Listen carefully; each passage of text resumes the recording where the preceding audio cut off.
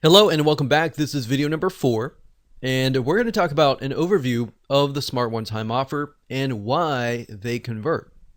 So at this point in time, you will understand why the traditional way of creating a one-time offer is not converting. So now it's time to show you how to set up smart one-time offers or one-time offers that do convert. Now here, what we want to do is start brainstorming how you can implement this strategy into your own sales funnel to ensure that you give your customers what they want. So here's the part where you actually put yourselves in their shoes. But this process is going to make your life a lot easier. I wish I knew this when I was setting up one-time offers back in the day. And then when I figured this out, I was like, wow, I was actually doing it the hard way. So referring back to the example in the previous video, taxes. The way a smart one-time offer works is to ensure that it is actually related to your original offer. Now you might be thinking, well, that's a no-brainer. I do that all the time, or that should be easy. But really, let's just take this as an example. So to recap, if the front end offer is how to save money on taxes, and we established previously that it was business taxes. So how to save money on business taxes. And if the one-time offer was, let's say, a manual review by a CPA of your taxes and what you could potentially be leaving on the table, then yes, they are more likely to say, yes, I want that. Because with the front-end offer, they bought that because they know that they may be losing money on the table and they're not saving money. So they bought the course on how to save money on taxes. So having a review of that would be good, right? That would be related. Now, a lot of times, how do you get to that point? Well, there are many different directions or angles and different types of one-time offers that you can create. So what I want to do is just give you some examples. We're not going to focus too much on this, but I'm going to give you some examples so that way you can kind of begin to brainstorm what you might want to do. Now, if people are buying the initial offer, the question is, will they pay more to have it done for them, or would they rather do it themselves?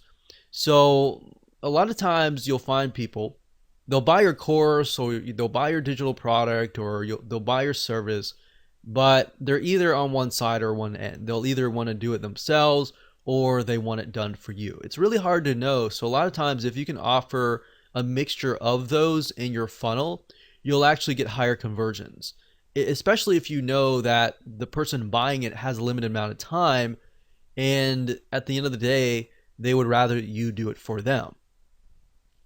So knowing this answer to this question can really help you create one-time offers that actually sell like hotcakes. Now, while we could talk about different angles all day, like I said earlier, let's get back to the smart one-time offer. So how do you ensure that people who go through your lead magnet buy your front-end offer and then buy the majority of your one-time offers? Now, this is simple. What we need to do is we need to work backwards. And while I know this doesn't really make a lot of sense right now, it will. So like I said earlier, keep an open mind. Do not assume anything. Do not assume or bring in any type of preconceived notions. Just kick that out right now. So I'm going to show you literally how to hack your funnel conversions by working backwards. So what we need to do is we need to start with your biggest, best one-time offer, meaning what you love only your best buyers to buy. Out of 1,000 buyers, you might only have like 400 buyers buy everything, or you might only have 200 buyers buy everything.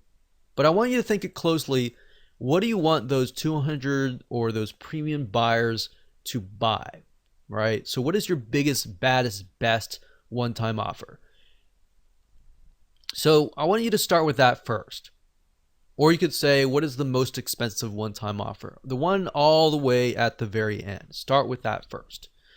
Whether it's one-time offer 3, 4, or even 5, you want to start there. So first off, think, how many one-time offers do you need to solve the problem that the person has, and then start right there. So what is the ultimate solution essentially? It could be more expensive, it could be the solution or whatever. Write that down right now. Pause this video and write that down, all right? So hopefully by now you have written that down, and I want to give you some examples here. So maybe if you haven't written that down yet, that's totally fine. If hopefully by giving you examples, it will help you kind of get an idea there. So let's say, for example, that you are a tax professional and you want to offer consulting for a high-end fee. So you could jot that down. You could also think about doing it for them. Like I said, done for you services, whatever that looks like. So it could be DIY, it could be done for you services, whatever could be the biggest, baddest, last one-time offer. So let's say, for example, that we have 4 one-time offers, and we'll start with one-time offer number 4. So what we need to do is we need to figure out, okay, so one-time offer 4 in this case is the person offering consulting a high-end fee. So what we need to do is from there, you need to move one step back to one-time offer number 3. So basically one step backwards and think, all right, if someone cannot afford one-time offer number 4, what is the next best thing? In other words, what we like to do is we like to take a piece of that and move backwards. So what is the next best thing? Perhaps group consulting. So maybe group consulting could be the one-time offer number 3, and one-time offer number 4, maybe that's one-on-one personal consulting. So number 4 is one-on-one, number 3 is group consulting, and then move backwards. What could be one-time offer number 2? Well, let's take a piece of that and move backwards. But you see, by taking a piece and piece and piece and move backwards, what you're doing is you're creating a related, congruent one-time offer or funnel. So what's the next best thing if people cannot afford group consulting? Well, maybe you take audio recordings from the group consulting. You know, obviously nothing is better than live group consulting, but having those audio recordings is just as good. So maybe that will be one-time offer number 2. Then we take a step back to one-time offer number 1, and we can take a piece of audio recording and perhaps turn it into a book. So they're still getting a piece of that group and consulting or that personal consulting, but it's actually not consulting anymore. It's just a book or a course kind of thing. You get the point? You're basically taking a piece, moving back, taking a piece, moving back, taking a piece, moving back. And then you can even move that into your front end offer as well. And you can do the same with your lead magnet. So if you do that, guess what? Whoever consumes your lead magnet, you're going to attract a very specific person. They're going to definitely want the front end offer because it's a larger piece, of the lead magnet. And the one-time offer is a larger piece than the front end offer. Then the one-time offer number 2 is a larger piece than number 1 one-time offer. So hopefully that makes sense. If it doesn't, don't worry. We'll map it out visually so that you can see it in the next video.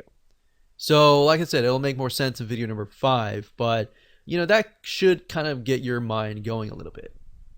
So that's it. Let's move on to video number 5, and let me map it out so you can visually see it so that it can really stick in your minds. Welcome to video number 5. We're going to talk about how to create a funnel with smart one-time offers. So when it comes to creating a funnel with smart one-time offers, it's super easy to do as long as you've gone through videos 1 through 4. If you've skipped around, it's not really going to make sense. So if you've done that, make sure that you go in order so that we can break things down. So in this video, we're going to be mapping out a generic funnel with smart one-time offers by using a flowchart visual map so that you can see how all the pieces of the puzzle fit together. So let's do that now. Okay, so now that you understand kind of a breakdown of the Smart OTO and the smart funnel essentially, let's actually map it out. So as you can see here, if we start from the back and move back, so let's say, for example, in that example, we have OTO 4. So OTO 4 was one-on-one consulting. So one-on-one consulting. Now, obviously, if you have a specific product, then we'll actually give you an actual real-life example later down the road. But for now, this is a very general kind of view. So one-on-one consultant, and then what you do, like I said earlier, is you move back. So you copy that, and essentially the OTO3 is going to be a portion of the one-on-one consulting. So like I said, group consulting. What is the next best thing, right? So if somebody can't afford one-on-one consulting, group consulting is the next best thing. So then we move back again. So OTO 2. And if somebody cannot afford group consulting, perhaps something, a portion of that. So we take a piece, we move back. We take a piece, we move back. Well, in that case, you can have this perhaps as the downsell. So that could be OTO 4D as in downsell. And then this could actually be OTO 3. So as you can see here, one thing is when I discussed the funnel earlier, as you begin to map things out, you realize that certain things should actually be a downsell or an upsell or in different places. And that's why mapping out is so crucial. So OTO 3 could be something like audio recordings, and that could be that. You know, we could have something else. It doesn't have to be that. So it could be audio recordings. So that way, if somebody buys the audio recordings, they're thinking, okay, this is all I can afford. I'm going to stop here. But then you got your premium buyers that will be like, okay, you know what? I want to get one-on-one consulting, right? And then you might have people who say, oh, I can't afford that. And then they're offered this and they're thinking, well, you know, I can't afford one-on-one consulting, but I can't afford group consulting, right? So we got audio recordings, and then maybe over here we have an ebook based on that audio recordings, but not as much. So they're getting double over here, obviously, right? So the next thing we have is OTO 2. So we're moving backwards here. So I like to use arrows for progression, but obviously later on we're going to have to switch the arrows because we're going to move the other direction, right? So this is just to help me build it out initially. So OTO 1,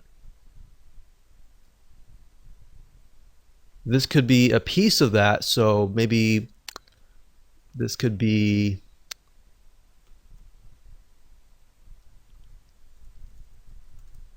secret articles or something like that. So it's a piece of that, a piece of that, and then of course we have the front end offer. So the front end offer could be, so we'll do FE for front end offer, and that could be a video course.